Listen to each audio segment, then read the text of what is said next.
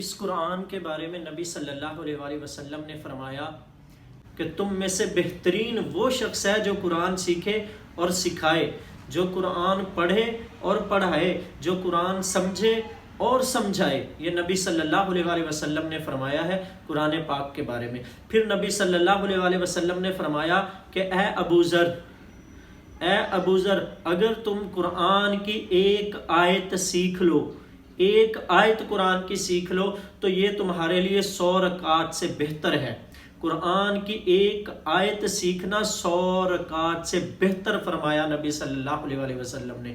یعنی کہ اگر آپ صرف سورہ فاتحہ ہی سیکھ لیتے ہیں، سورہ فاتحہ کو یاد کر لیتے ہیں، اس کو ہی سمجھ لیتے ہیں، اس پہ ہی عمل پیرا ہو جاتے ہیں، تو آپ کے لیے یہ 100 رکعات سے بہتر ہے۔ سورہ فاتحہ میں اب 7 آیات ہیں، تو 7 آیات آپ نے سیکھ لی، مطلب کہ 700 رکعات سے بہتر ہے اگر آپ ایک صرف سورہ فاتحہ سیکھ لیتے ہیں۔ پھر باقی قرآن کی فضیلت آپ خود طے کر لیں کہ صرف سورہ فاتحہ سیکھنے سے 100 رکعات سے بہتر ہے نوافل سے، اگر آپ ایک سورہ فاتحہ سیکھ لیتے ہیں۔ یہ نبی صلی اللہ علیہ وآلہ وسلم نے فرمایا حضرت ابو ذر غفاری کے بارے میں۔ اللہ تعالیٰ فرما رہے ہیں سورہ نساء میں، اللہ تعالیٰ نے کیا کہا ہے؟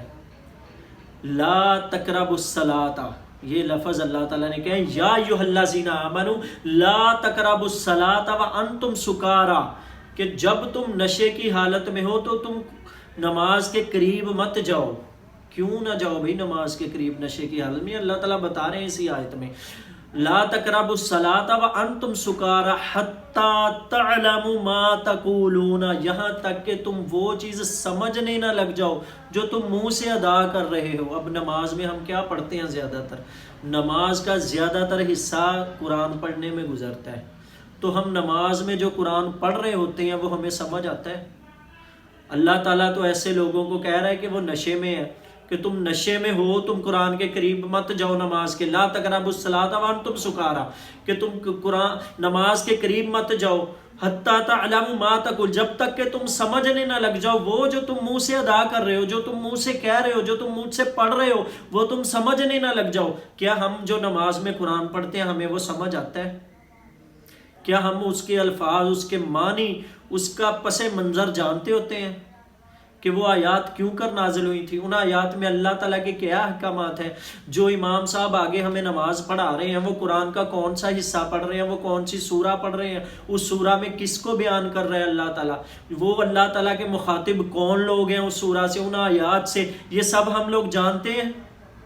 تو پھر ہم لوگ بھی ان کی طرح نہیں جو نشے میں نماز پڑھتے ہیں، جو نشے میں نماز پڑھتے تھے، جن کو اللہ تعالیٰ نے منع کیا کہ جب تک تم نشے کی حالت میں ہو نماز کے قریب مت جاؤ حتی تعلموا ما تقولون، جب تک کہ تم سمجھنے نہ لگ جاؤ وہ جو تم منہ سے ادا کر رہے ہو۔